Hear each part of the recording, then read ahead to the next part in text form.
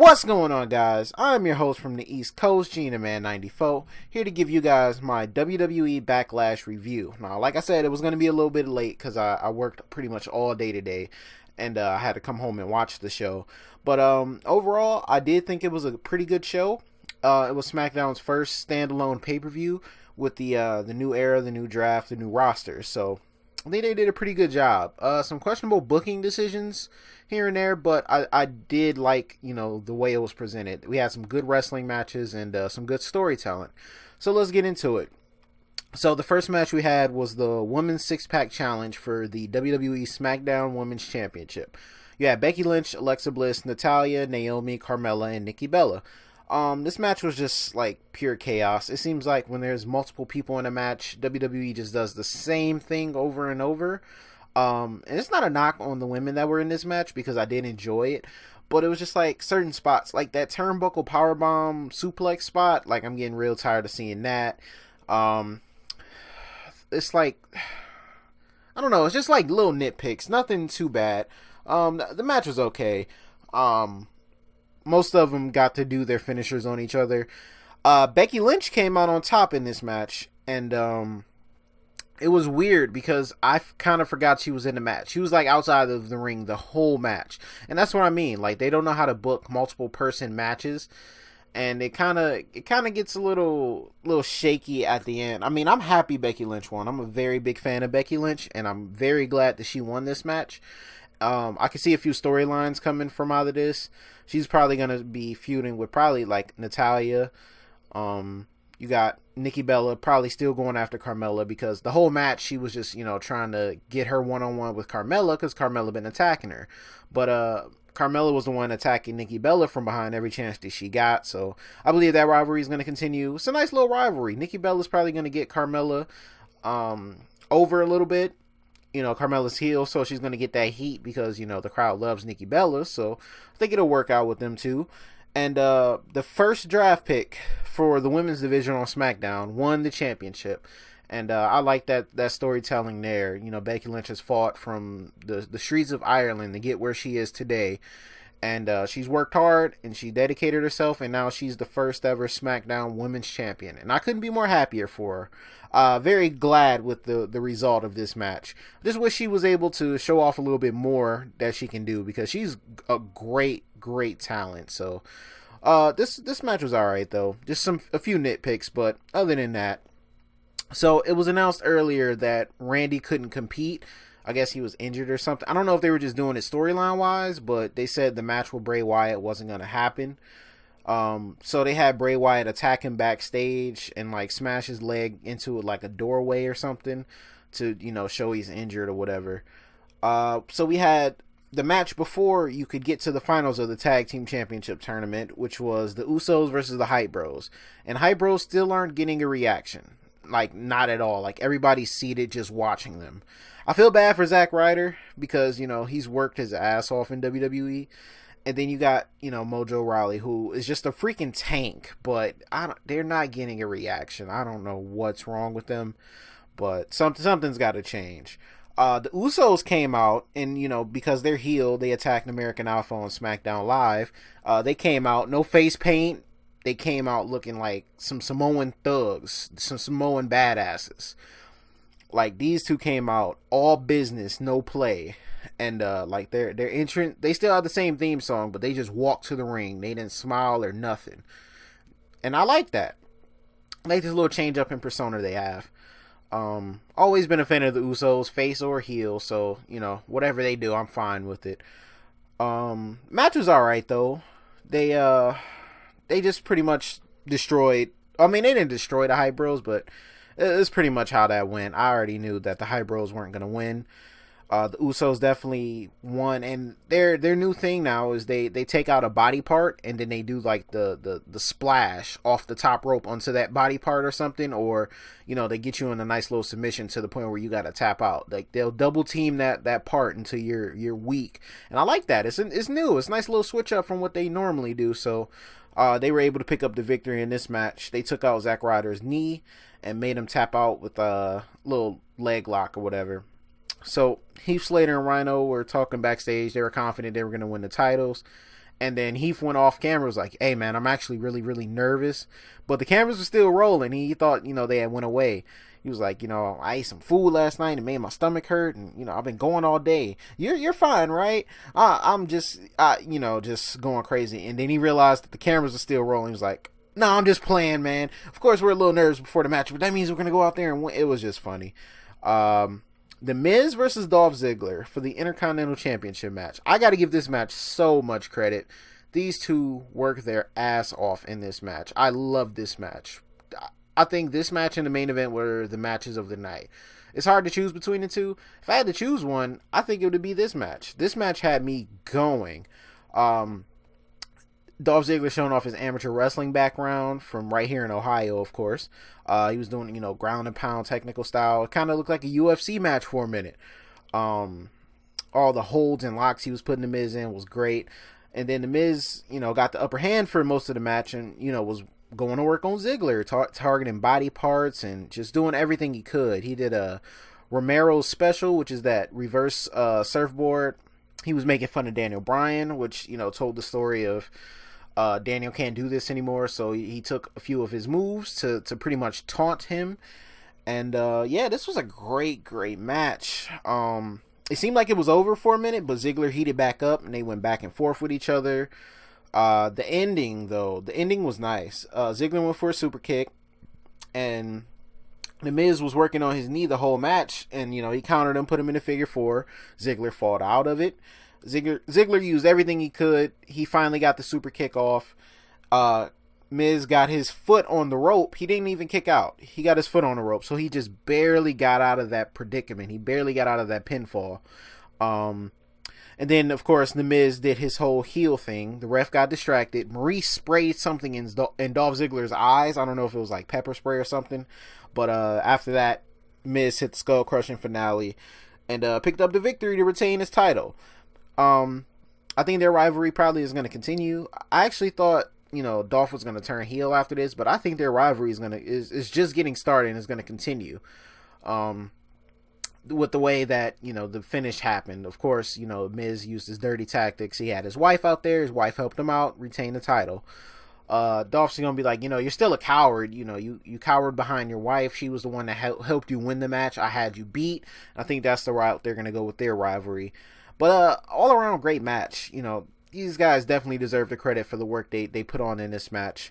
And the Miz came out on top. So Bray Wyatt came out, just like he was about to have the match with Orton. They announced that Orton was injured and not able to compete in the match. And then I was like, okay, that's fine. Whatever, they'll have their match in the future. And then they bring out Kane and make it a no-holds-barred match. I'm just like, oh my gosh, why? Why did this have to happen? Why Kane? Why? It made no sense to me. Not really much to talk about in the match. They were just using weapons. Well, mostly Bray. Bray was hitting them with chairs and, the ring bell. Oh, he did that nice little, what does he do? That running senton he does. He did that onto the announce table onto Kane. That was pretty nice. And it seemed like he was going to win the match, really. But Randy Orton actually limped his happy ass out there and went to go distract Bray Wyatt. Kane sat up as he normally does. Bray got refocused on the match. Orton got in the ring, and because it was no holds barred, he hit an RKO, but obviously he had his leg taped up. So he hit the RKO out of nowhere. Kane chokeslammed Bray Wyatt and picked up the win. I mean, I understand Orton costed him the match, but Bray lost another. Anyway, Bray lost another match. I don't know what they're doing with this. What are they doing with Bray Wyatt? I have no idea. I have no idea what they're doing. They're not making him look strong at all. Not at all. Remember the storyline where he kidnapped Undertaker and Kane? Yeah, nothing has come from that. He's lost to both of them. Just saying. So now we had the Smackdown Tag Team Championship match finals, which was Heath, Slater, and Rhyno versus the Usos. Once again, the Usos came out the same way they did against the Hype Bros, totally focused, totally ready to go. Heath, Slater, and Rhyno came out. They got a pop. The crowd is high on Heath Slater. I don't know so much for Rhyno, but since he's with Heath Slater, why not? You get cheered too. But Heath Slater and Rhyno actually came out serious as well when the match started. You know, they got the work on the Usos, but of course the Usos eventually took over and were able to get that nice little heat building, as most heel tag teams do. You know, they double teamed up on Slater, you know, take advantage. They were isolating body parts on Slater, and they were building up, of course, for Rhino's hot tag. And Rhyno eventually got the hot tag in. And after the heat was built up for a long time, Rhyno missed the gore. And then I'm just like, ooh, the Usos are about to win this match. Because usually Rhyno comes in, gore, that's it. But they progressed it a little bit more. It wasn't just that. So Slater tagged himself back in and started going to work on the Usos. He was getting some good offense in. The crowd was getting hyped for him. He was, you know, building up to something. He fell victim to the double team of the Usos, but Rhyno was there to save the day while the ref wasn't looking. He gored, I think it was Jimmy Uso, and then Heath Slater crawled over to the Uso brother and pinned him. And Heath Slater and Rhyno are your first ever SmackDown Tag Team Champions. And I couldn't be more happier. The storyline they built up was, you know, Heath Slater didn't get drafted in the draft. He's been bouncing back and forth to Raw and SmackDown, trying to get a job. Nobody would give him a contract. And finally, Shane and Daniel Bryan gave him this opportunity to find a tag team partner, enter the tag team championship tournament, and if he won the whole thing, he gets a contract. And that's exactly what he did. So definitely a payoff for Heath Slater, who's been a workhorse ever since the Nexus broke up. He's just, you know, been busting his ass, whatever gimmick they give him. He just roll with it and try to make it the best that he can. You know, from 3MB to Social Outcast to the tag team he had with Titus O'Neil. I'm just happy for him. He's a tag team champion, and him and Rhyno. Rhyno hasn't won a WWE title or any championship inside the WWE since the 90s. So I'm actually happy for him too. Rhino's been around for a long time, and just happy for those guys. It was great. And now we get to the main event. AJ Styles versus Dean Ambrose. Another incredible match, and these guys brought the fight to each other, and they weren't holding any punches at all. I know I say that for a lot of matches, but it was really like that. You know, really aggressive match. Dean was just trying to prove why he's the WWE champion. AJ trying to prove why he's the face that runs the place. And they told a great story in this match. Neither guy wanted to give in. AJ eventually got down to what he knows best, and that's pretty much out wrestling his opponent. He started to work on Dean Ambrose's knee and, you know, was putting him in calf crushers and, you know, pretty much just trying to keep him, you know, grounded so he couldn't build up his offense like he normally does. And, you know, his finisher is the Dirty Deed, so of course he's trying to take his legs out so he wouldn't be able to effectively hit his finishing move to finish off AJ. But it was a great match. I love the work they did in this match. It was like a brawl, kind of. You know, they picked each other's bodies apart. You know, AJ was doing everything he could to put him away, though, and it wasn't working. He was, you know, hitting 450 splashes, and I think at one point Dean actually like threw him into like the ring post from the apron. They were just trying to destroy each other. It seemed like these two actually hated each other, to be honest. But yeah, like I said, great match. The ref got knocked out during the ending of the match. AJ kicked Dean Ambrose in the nads and hit the Styles Clash and is your new WWE Heavyweight Champion. I guess that's what they're calling the belt now. But AJ Styles is a world champion in the WWE, and I couldn't be more excited. Like, watching this guy from TNA, watching this guy grow and, you know, just become a star in the business. Finally get to the WWE, and now he's a world champion. I've seen the dream match with Cena. I've seen it. Seen it 2 times. And now he's a world champion? Like, are you kidding me? I never thought that AJ Styles would be a world champion in the WWE, and I'm excited. Hopefully he has a nice run. Hopefully he continues his rivalry with Dean, because they work good with each other on the mic, in the ring. They just have good chemistry with each other, and I can't wait to see more from these two guys. So hopefully they continue that, and maybe eventually when Cena comes back, maybe he'll try to challenge for the title. Maybe he'll work his way up to a title match against AJ. But oh man, this is just incredible. Dean, give him credit for being champion for as long as he was. I don't think they were planning on having him as being champion for such a long time, but he did a hell of a job as champion, so he definitely needs to get some credit for that. But Backlash overall, it was nice. It was, like I said, some nitpicks here and there, like what they're doing with the women and what they're doing with Bray. But other than that, no complaints from me. I want to know what you guys thought. Let me know down in the comment section below what you guys thought of Backlash, if you guys enjoyed it or not. Thank you guys for watching. Slap a like on the video if you enjoyed it. Subscribe if you guys are new.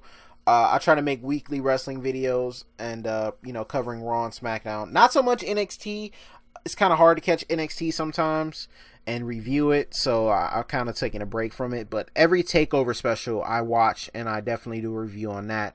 But if you guys want to see more NXT reviews from me, just let me know down in the comment section. I'll definitely try to get on that. And thank you guys for watching. I'll talk to you guys later on. Peace.